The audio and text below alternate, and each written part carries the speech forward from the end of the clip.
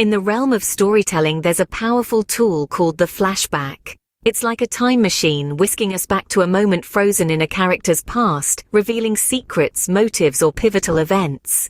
Picture Sherlock Holmes suddenly still, his eyes glazing over as he revisits an overlooked clue from earlier in the case.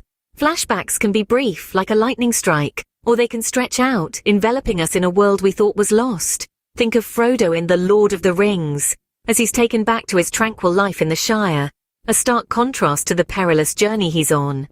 But flashbacks aren't just for dramatic revelations or wistful yearnings. They can be humorous too, like when a character recalls a hilarious blunder.